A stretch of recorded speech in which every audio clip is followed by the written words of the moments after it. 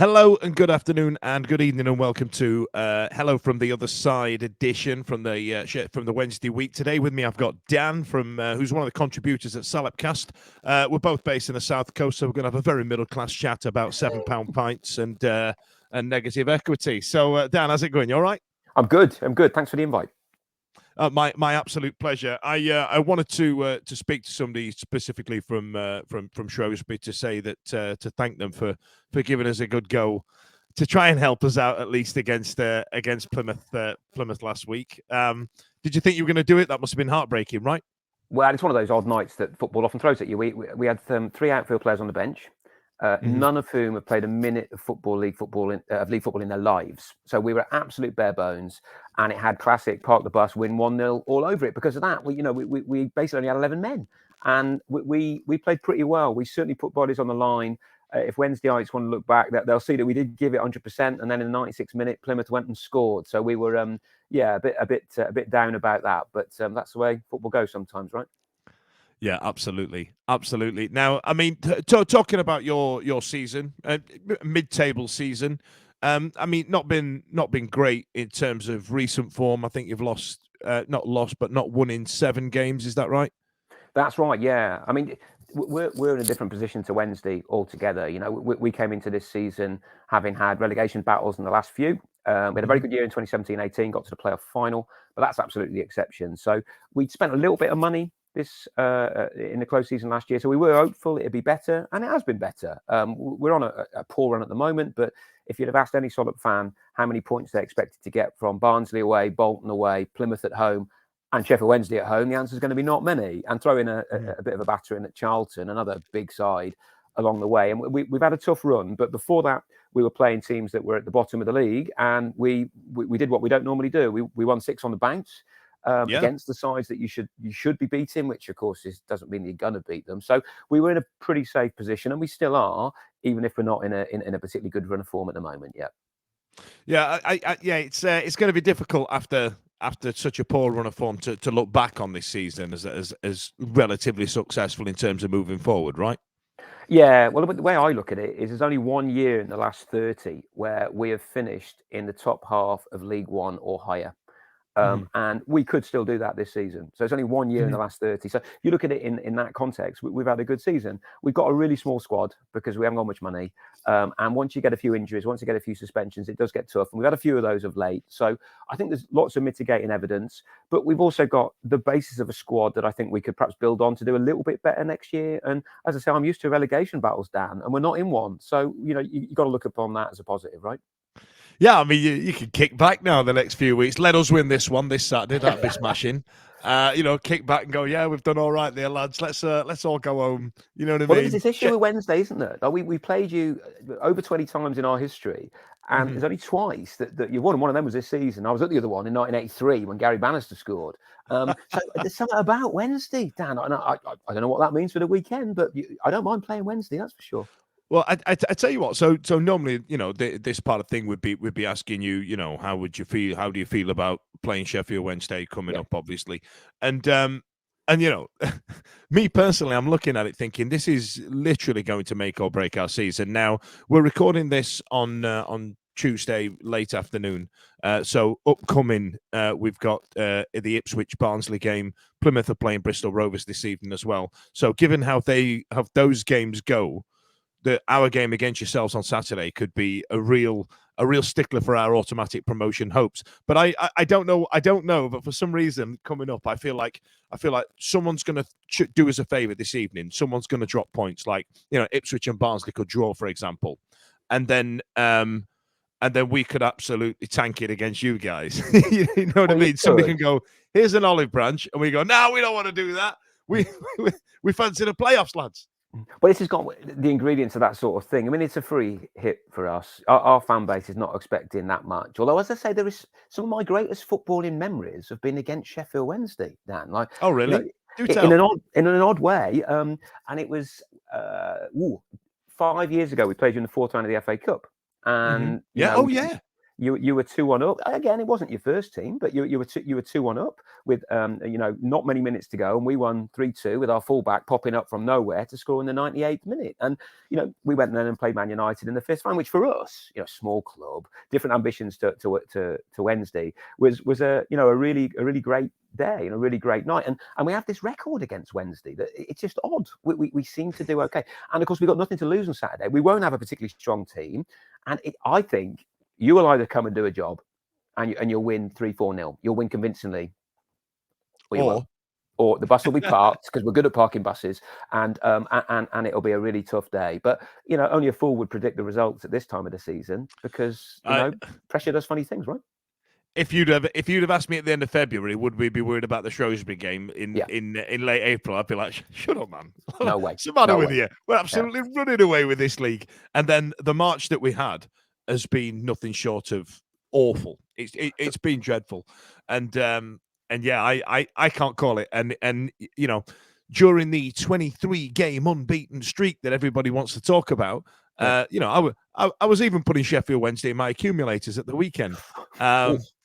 Yeah. And that the golden rule is it's a risky business. Fair play to you. I know, right? That's the golden rule. I've been breaking it. I was breaking it, and I was like, "Don't tell anybody. I found a secret here. We're really good." And then March, Skybet got all their money back.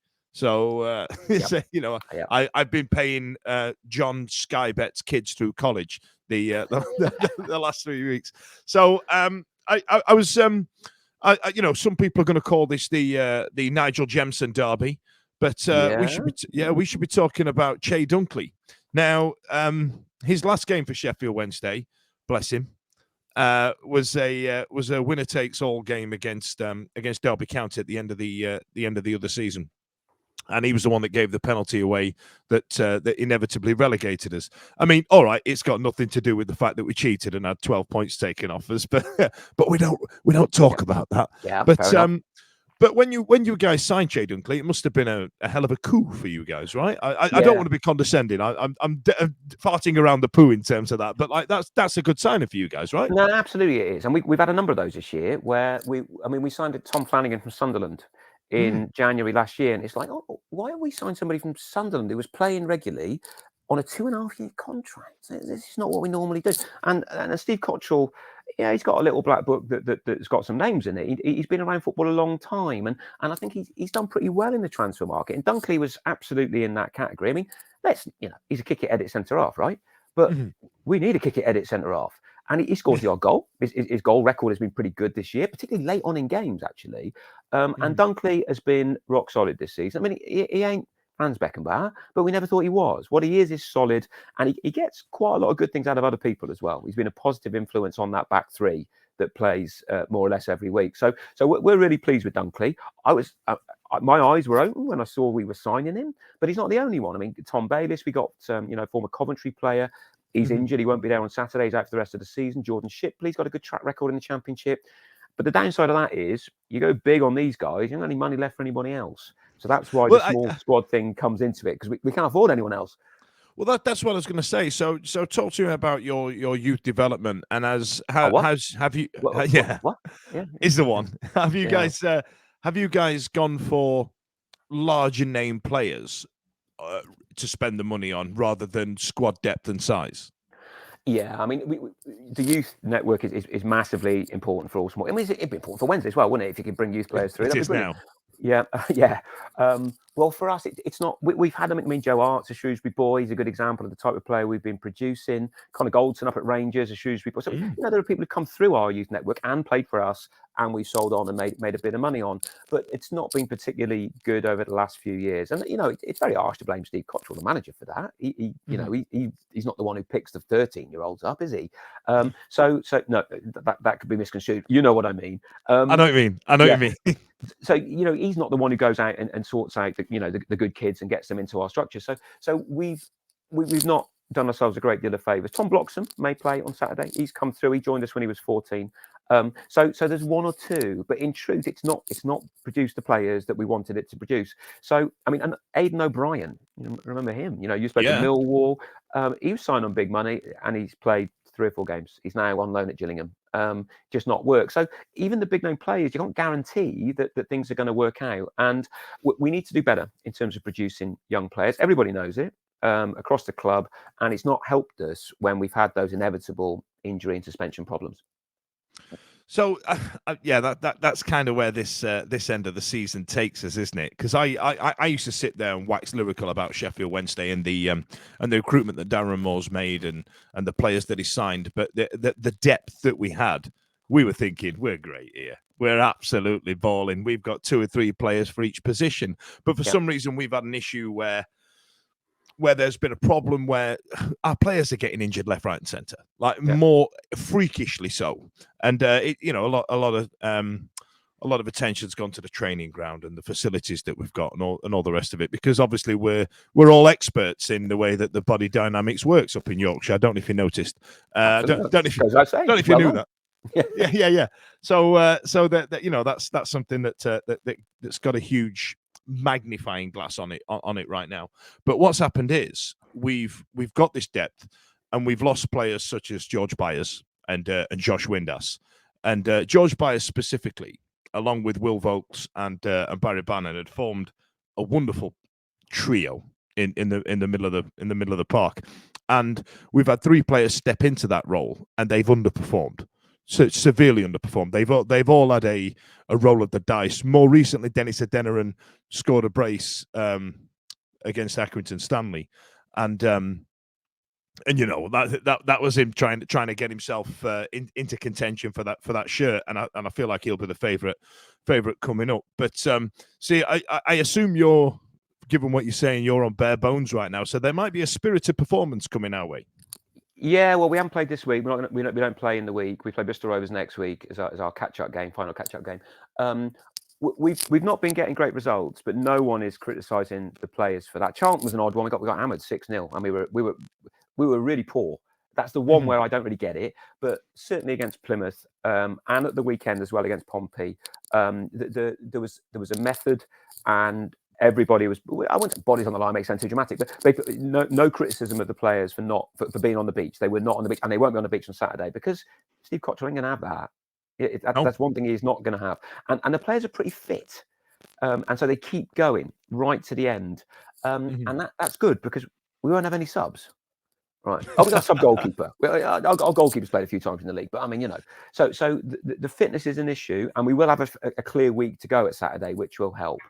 We also we had a couple of suspensions as well, which are running out. I mean, Flanagan's been sent off twice. Well, he's been sent off 3 times, but one of them was rescinded. We've had 3 players sent off this season to have red cards rescinded later on. I don't know how many times that. 3? 3 in one season. In one season, one was a case of mistaken identity, and twice the referee then decided he'd made a mistake. So, which is nice, but it's not much good when he sent them off in the 25th minute, is it? Not really. It's kind of like, yeah, thanks, but also fuck you. Like, yeah, exactly. Yeah, and one of them, against Accrington Stanley at home when we lost. It's the type of game you don't want to be losing. So basically, we'll have a couple of players back from suspension, so we won't be quite as bad as we were against Plymouth. But yeah, depth is not going to be something that we'll have a lot of.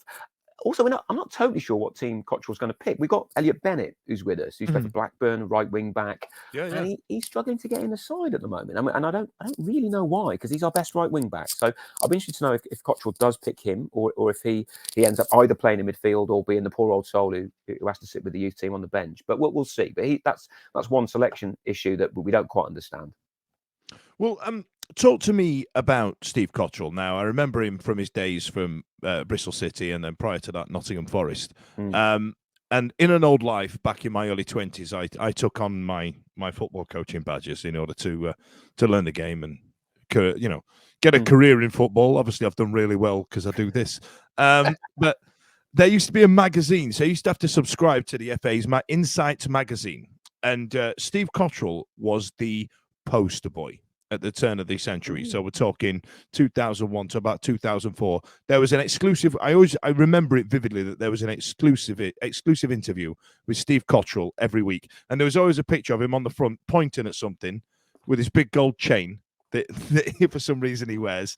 And then his career kind of came in and went, and he was hot property for a bit, and then it kind of drifted off. And then he went to you guys, and I thought, Christ, he's going to restart something at Shrewsbury. And and then he had a terrible time of it with COVID, didn't he? So do you feel like these last couple of seasons he's managed to get a bit of momentum, as it were? Well, it's a funny one, and you mentioned the COVID issue, and he was really struggling. We were seriously worried that he might not make it that bad, in hospital for 3 months type stuff. And that puts a bit of perspective on what the rest of us are doing and thinking. It's only 22 blokes kicking a bag of wind around after all. but even then, Cottrell comes back and he's 24/7 on this. He's that type of guy. There's never a moment where I don't think he's thinking about football. And so he's a pretty intense character, and he has definitely improved the quality of our squad. And as I say, it's only once in 30 years we finished in the top half of League One or above, and that's something I think it's easy to forget. We're in a position where we can build. We've got a number of these players, of course, going with us next year as well, and Dunks is one of them. Dunks is a guy that has improved our side.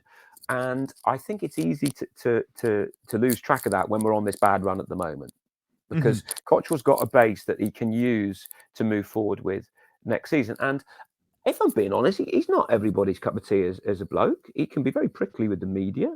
He can be a bit grumpy. And I think that doesn't always do him a service. But at the same time, his players clearly put in a shift for him. And that is something. His players play for him. And that's I guess the minimum that we would demand. It's the minimum any football fan would demand. But we know that we're not going to be able to spend as much as Sheffield Wednesday, for example. So if you're going to come and play for us, you got to put the miles in. And Cottrell gets that out of people. Yeah. I mean, I assume he's got 1 year left on his contract. I assume he'll be here next year, and I assume he'll try and invest a little bit more money, and therefore there's plenty of reason to be hopeful. There's plenty of reason for us to look upon this as the last 3 or 4 games as an opportunity to look at some of the players and to see whether they're going to get contracts next year. I mean, the young lad Bloxham I mentioned before, the one who's really come to the youth team, is a good example. Something about him, but I'm not convinced, if I'm being perfectly honest. So now's his time. Convince us that you're the man who can perhaps play at the top end of League One. So Cottrell, I think, has got a bit of money in the bank, as it were. He's done pretty well to get us where we are. So the fans haven't turned on him for this run that you're on right now.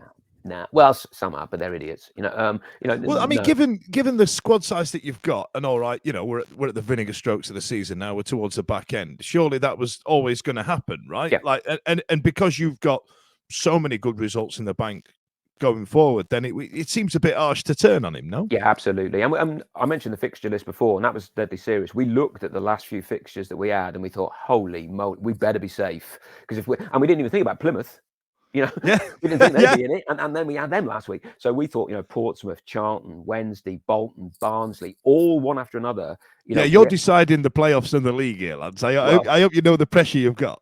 Well, we haven't made much of a contribution to it yet, to be honest. We lost against a lot of them. So, but yeah, we realised that if we were going to do okay this season, then the run before this was actually going to be important. And many of us were quite shocked that we just won. We won those games. We won 6 on the bounce. I can't remember last time we won 6 on the bounce.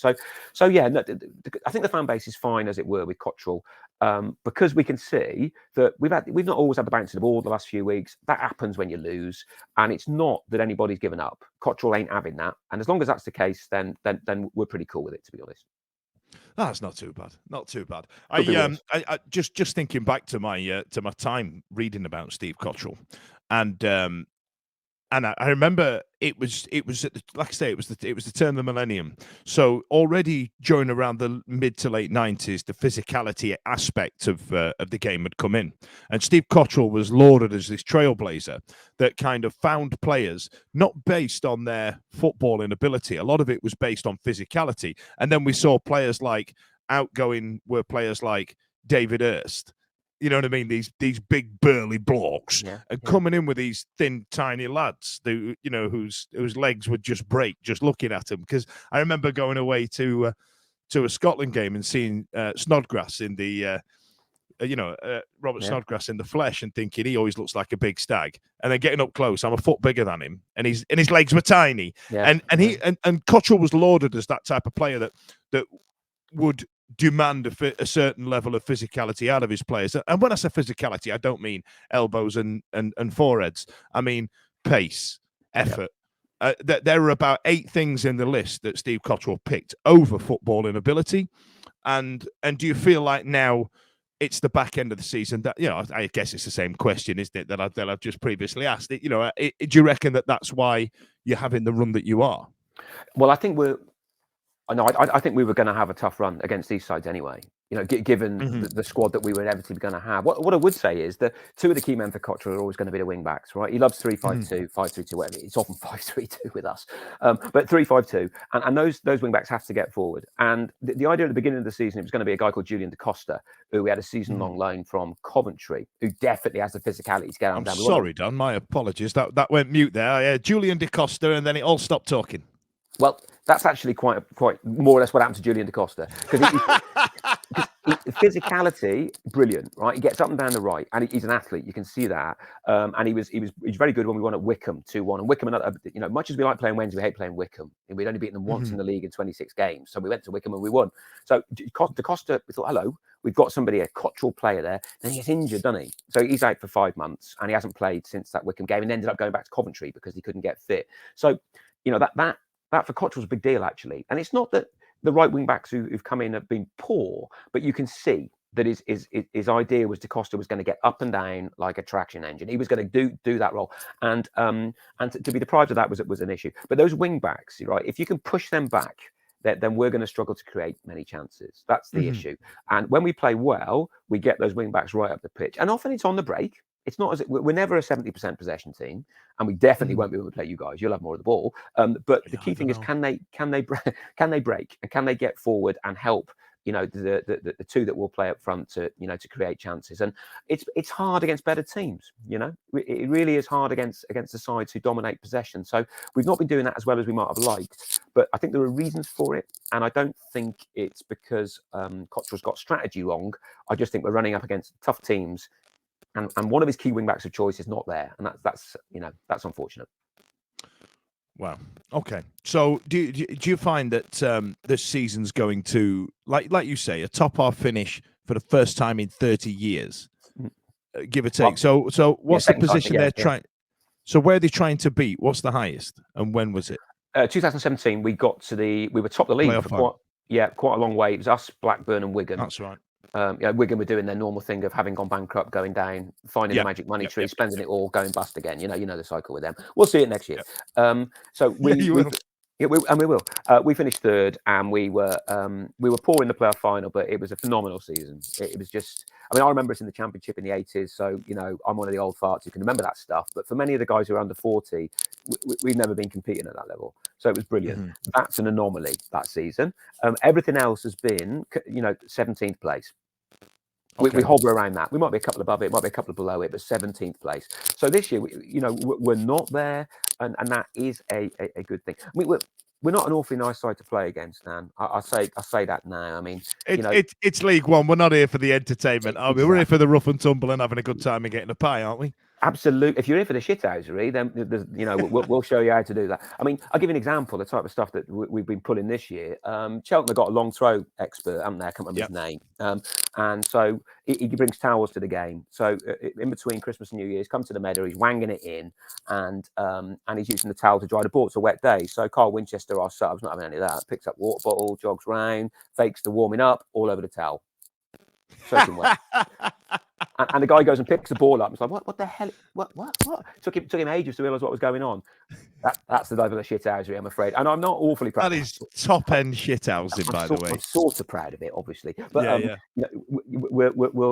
we can moan a lot, and we will slow everything down. And I don't really admire it, but Cottrell's, he wants every single millimetre of advantage, and that's the type of. And even the thing with the towel, I don't think it was just Carl Winchester seeing it. I think somebody else had seen, noticed this, and it was something we were going to do. But I thought you might like that one. So if you've got a long throw expert, tell him to keep his towel dry.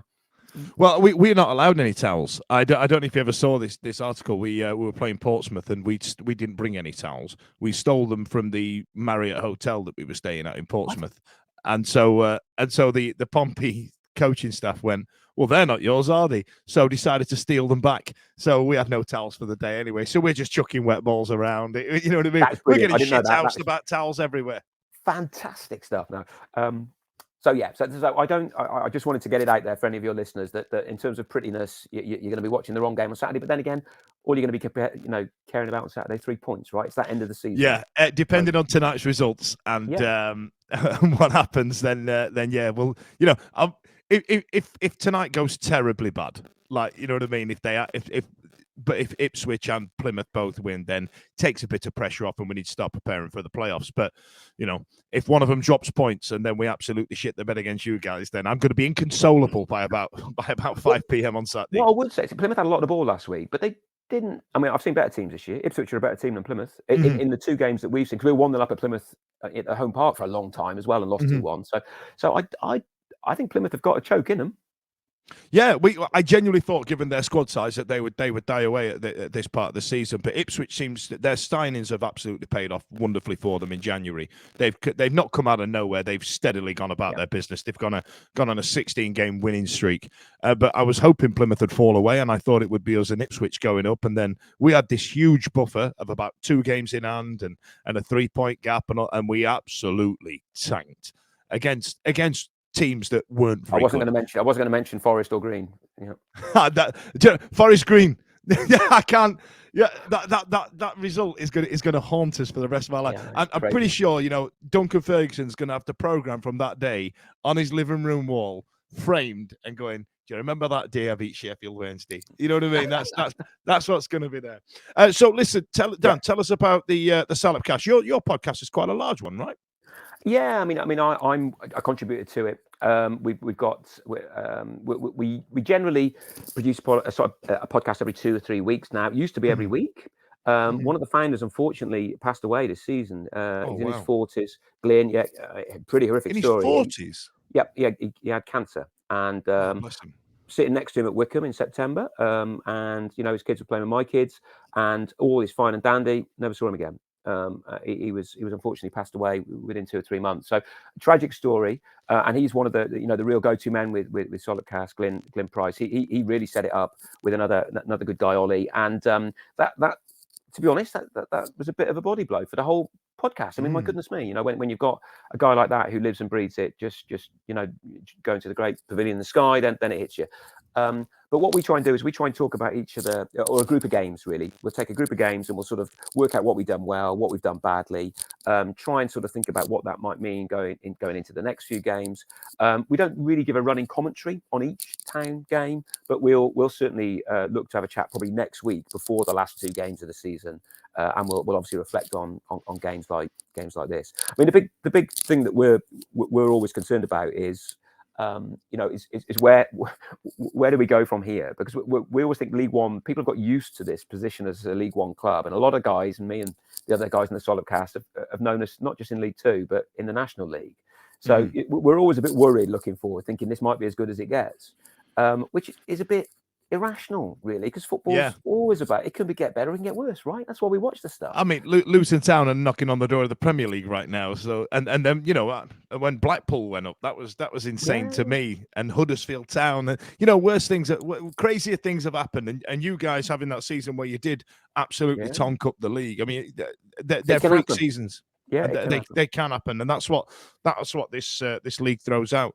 But if I had, I've been doing this podcasting now for about 14 years. This is our 14th season, 13 years, and I think if I had any advice for anybody, just stick with it, because like you said, there are times when you're talking about a 0-0 draw at Exeter. And you're like, for fuck's sake, I've got to talk about on that. Yeah, doing it fortnightly, I might make a note of that just right now, just for fortnightly. Well, we always have certain issues that we can bring in that may need discussing if we don't want to discuss the actual game that's just happened. About the recruitment strategy of the club in general, or goodness knows what, but something that's not focusing on the 6-0 defeat at Charlton, say, like we had a couple of weeks ago. But there we go. All right. Well, listen, Dan, one of the key contributors at Salopcast, thank you very much for joining us. And, I hope you have a good day on Saturday, but not too good. Well, we'll see how we go, eh? Cheers. See you later. Cheers, Dan. Thanks very much. The Wednesday Week is sponsored by Michael Constantine Wealth Management. We bet you can't find a financial advisor closer to Hillsborough Stadium. Blair, I've put you on specially. I brought you onto the side to talk about men's grooming, downstairs grooming. Well, as you know, I'm the biggest men's grooming guy in the biz today, Fudge. Well, of Tell me course you more. are. Of course you are. And I know that you're a big gym guy. I know you're a big runner. And have you ever been out and about and all of a sudden you've got what can be described as a small fire down there? It's as red as a fire engine down there sometimes, Fudge. Well, I tell you what, that's a good point because right now, the Wednesday week for the next few weeks is going to be brought to you by Manscaped. And we're Tell giving me away, well, we're giving away discounts on the Manscaped 4.0 bundle. What's it include? I've got it's the performance package, mate. You've got the lawnmower 4.0 trimmer, weed whacker, yeah, a crop reviver toner, so you know it brings it back if you need it. Performance boxer briefs if performing is an issue for you, mate. I'm fully seated, but you know. Fully seeded. I enjoy that. Yeah. So and then we've got all the bits that'll keep it off the bathroom floor.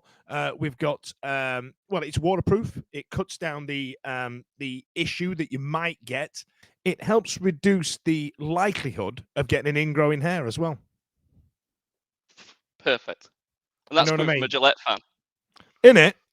So I thought you'd be a fan. So listen, you guys back home, you guys watching and listening right now, you can get a discount on this if you enter the code TWW20 into the checkout at the end, and you can get yourself a 20% discount. That's the Manscaped 4.0 bundle. Get on it. The Wednesday week is also brought to you by Michael Constantine Wealth Management. I bet you can't find a financial advisor closer to Hillsborough Stadium.